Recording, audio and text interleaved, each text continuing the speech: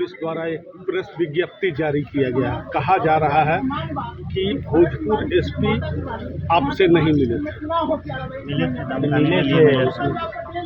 थे धमकाने के लिए मिले थे। धमकाने के लिए मिले थे। रात को आते हैं हमारे घर में और धमकाने। लेकिन लगातार जो कह रहे हैं एसपी कि भ्रामक खबरें हैं। नहीं, क्या है सच्चाई? आप वीडियो में भी देख सकते हैं। अकेले में ले जा रहे हैं, चलो चंदन बात करनी है, उसके बाद ले जाके वहाँ धमकाते हैं। ये सब आंदोलन बंद होना चाहिए, नहीं तो वही असर होगा जो तुम्हारे भाई का। कल शाम को प्रेस विज्ञप्ति जारी कर उन्होंने कहा कि ये सब भ्रामक है, वहीं लोग लेके गए हैं सुरक्षा को लेकर के। नहीं, ऐसा कुछ नहीं, हम तो सुरक्षा मांग ही नहीं रहे हैं। हमको तो भरोसा है ही नहीं प्रशासन पे। मेरी भाई की हत्या जिस तरीके से कर दी गई, अब प्रशासन पे हम भरोसा नहीं कर सकते। सही बात। अब तक आपको क्या लग रहा है, इंसाफ मिल रहा है? जी, जैसे हमारे मतलब जो भी आ रहे हैं जुड़ रहे हैं, तो यहाँ देख भी सकते हैं भैया सैनिक बल आए हुए हैं और बिहार की जनता भी है हमारे साथ। तो न्याय तो मिलेगा ही मिलेगा। सच का जीत होना चाहिए, ये कोई रोक नहीं सकता है, सच को कोई दबा नहीं सकता। यहाँ बताया जा रहा है कि 3 गोली यहाँ मारा गया था। जी, और 2 गोलियाँ गाड़ी में मारी गई। आपने बोला कि भोजपुर पुलिस ने अधीक्षक ने आपको धमकाया। कल उन्होंने एक वीडियो और साक्ष्य जारी किया, कह रहे कि वो झूठ है, पूरी तरीके से मंदिर बनाई जा रही है। नहीं, झूठ तो प्रशासन शुरू से ही बोलते आ रही है। बोले थे कि भैया को पकड़ के इलाज कराया जा रहा है और उनकी हत्या कर दी गई थी। तो ये सब जनता को भरमाने के लिए वो लोग बोलते हैं। रात में जिस समय भोजपुर पुलिस पहुंची थी, महिला पुलिसकर्मी या अन्य कौन कौन लोग उसमें थे जिनको आप पहचानते हो? उसमें महिला तो थी ही नहीं, महिला तो शुरू से ही नहीं आ रही हमारे घर पर। जो भी आ रहे हैं जेंट्स आ रहे। कोई राजनीतिक दल के लोग भी थे क्या एसपी के साथ? जी, कुछ लोग तो थे। कौन कौन लोग थे, पहचानते हैं उनको? नहीं, वीडियो में आप देख सकते हैं, बाकी मैं नहीं जानता। मैं आ रहा हूँ। क्या नाम है आपका? चंदन। घटना हुई है, इसकी जितना निंदा किया जाए वो कम है। अब हमारा अगला काम यही है, टारगेट यही है कि इस परिवार को कैसे न्याय मिले। सबसे पहले इस परिवार ने अपना बच्चा खोया है, किसी ने भाई खोया है, तो इस परिवार के लोगों को एक सम्मानजनक स्थान पे पहुंचाना हमारा जो पब्लिक है उसका और समाज का और हमारे सरकार का कर्तव्य बनता है। यहाँ पे आने पे हमें ये भी पता चला है कि इनके पिताजी भी पहले पुलिस में थे, तो ये पुलिस डिपार्टमेंट से ये लोग बिलोंग करते हैं। दूसरी चीज़ है कि जो भरत भूषण तिवारी का हम लोगों ने वीडियो बाद में देखा, जो कि हम लोगों के पास बाद में पहुंचा, उन्होंने अपना अंग दान करने के लिए बोला मृत्यु के बाद, जो कि उन्होंने सबसे पहले नाम हमारे आर्मी का लिया था, दूसरा प्रशासन का लिया था, तीसरा पुलिस का लिया था, चौथा गरीब परिवार का लिया था। वो किसी जात पात का नाम उन्होंने नहीं लिया था। तो ये तो देख के पता चल रहा है कि उनके अंदर देश प्रेम कूट कूट कर भरा है, अपने फौजियों के प्रति प्रेम भरा है, अपने प्रशासन के प्रति प्रेम भरा था, इवन भी पुलिस डिपार्टमेंट के प्रति भी उनका प्रेम था, नहीं तो अपना अंगदान पुलिस को देने के लिए नहीं बोलते। फिर भी एक घटना हो गई है, तो ये जो भी घटना हुई है इसके जितनी हम लोग निंदा करें वो कम है, लेकिन अब तो हो गई है। अब हम लोगों को परिवार को न्याय दिलाने के लिए कैसे मेन स्ट्रीम में लोग आए, तकलीफ को जो इतनी बड़ी इन्होंने इस तकलीफ को झेला है वो कैसे जाए, और आगे इस टाइप का अगर समाज में कोई मैसेज डालता है उसको हम लोगों को समझने में इतना लेट हो जाता है कि हम लोग मृत्यु होने के बाद, इनकाउंटर होने के बाद, मर्डर होने के बाद हम लोग पहुंचते हैं। ये अगर हम लोग पहले इस समस्या को समझ गए होते तो ये चीज़ होता ही नहीं हमारे बीच में। तो हम लोग को बहुत एक घटना है, बहुत सीख दिलाती है कि बहुत कुछ समाज में हम लोगों को सीखने की जरूरत है। और जो भी इनके परिवार को, हमारी पूर्व सैनिक साथी हैं, जितना एसएम के सभी साथी हैं, आज यहाँ पे भारी संख्या में पहुंचे हैं परिवार को मदद दिलाने के लिए। जिस टाइप की जरूरत होगी, जब भी ये हम लोगों को यहाँ पे पुकारेंगे, हम लोग यहाँ पे उपस्थित होंगे। हम लोग हर तरह से इनके मदद करने के लिए तैयार हैं। हम लोग राजनीतिक दल नहीं है, हम लोग किसी जात पात से लोग नहीं है, हम लोग सैनिक हैं, पूर्व सैनिक है। इसमें हर जात के, हर धर्म के लोग सम्मिलित होते हैं और हम लोगों का एक ही लक्ष्य होता है कि समाज में न्याय किसी को कैसे मिले। मैं डॉक्टर मेजर पीके पांडे, चेयरमैन ISM बक्सर।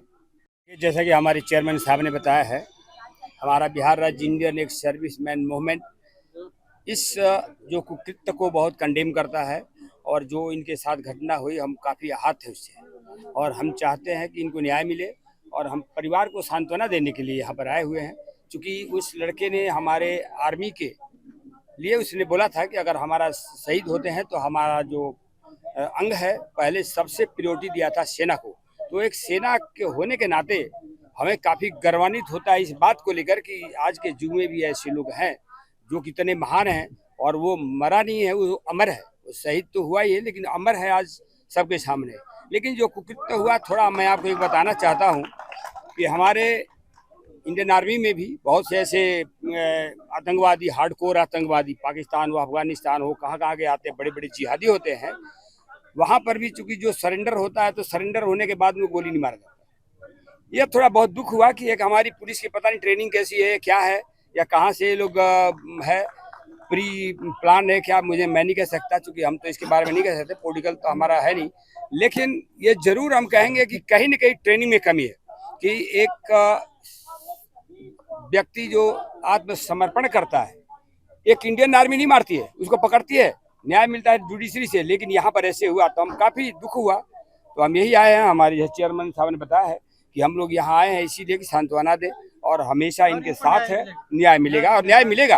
क्योंकि ये आवाज़ हमारी सेना की भी जा रही है और आप लोग के माध्यम से जा रही है, पूरा सेना की आवाज़ जा रही है और मुझे पक्का उम्मीद है कि इनको न्याय जरूर मिलेगा और हम ही के साथ है।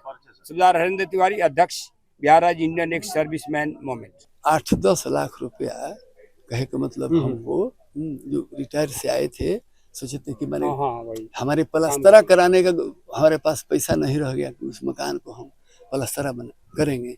इस तरह से वो धार्मिक में जो है हमें कोई पता नहीं था। ये जो आ रहा है ये सब उसमें हम देख रहे हैं कि तो इसी वीडियो जब देखने के बाद पता चला, हाँ चल रहा है कि तो धार्मिक में लगा हुआ था, धार्मिक में काम कर रहा था। ये जो है यहाँ पर जो है जो मैरिज जो होता है वहाँ पर जो खुलवाया है, यहाँ पर जो बगल में हाँ मैरिज हॉल खुलवाया है। ये आर.के. सिंह आए थे, आर.के. सिंह नहीं मैंने उनको पैसा वैसा जो भी था वो दिए थे और सब करवाए हैं। समाज कल्याण में ही अपना जब से भी पैसा लगाते थे। हमको तो डैमेज अपना नाम दिखाए वो आदमी काम कर रहा था। हम चले गए हवा में और लोग जो है अपना उसको किए, अपना दिखाया, घर से छुपा के काम करना बोलता था कि मेरे जाने के बाद पता चला। हमसे उजागर नहीं किया। ये लोग बोलते हम नहीं समझ पाए कि राम हमारे घर में है, हम नहीं समझ पाए, खुद नहीं समझ नहीं पाए। हमारे औरत को जो इस तरह से कह के मैंने हम करने जा रहे हैं इस तरह उनको नॉलेज में था, लेकिन हमारी वाइफ इस तरह का हमको थाना में भी आपको काफी देर प्रताड़ित किया गया। दिन भर वहाँ रहे तो हमारे सामने में मर्डर नहीं हुआ, हम तो थाना में थे ना। जानकारी बाद में मिली, बाद में आने के बाद मिला हुई पतो ही गई थी हमारा ना, तब भी हमको विश्वास नहीं हो रहा था। आज 10 कर्म है और 10 कर्म में आपके साथ अभी पूर्व सैनिक लोग भी आए हैं जी। तो ये 3 गोली और 5 गोली की बात अभी सामने आ रही है। देखिए जिनसे उनको टेंशन था हमारे बच्चे को, कहाँ वो SDO को जो सुन रहे हैं, SDM, हमसे मैंने उनका कोई ताल्लुक नहीं, हमने उनको जानते हैं। इन्हीं से कुछ झड़प उड़प शायद हो रहा था इस कार्य के लिए। उसी दौरान ये न जाने क्या बात हुआ क्या नहीं हुआ। अगर SDM से का तो नाम भी नहीं है FIR में, अब नहीं है तो उसमें हम क्या कहेंगे। ये तो शायद वहीं से कहानी ये चला है। आप मांग करेंगे कि उनका इसके बारे में देखिए हम नहीं जानते हैं, उसमें लिफ्ट नहीं है। हम आपको तो हम बोलिए रहे जांच होना चाहिए।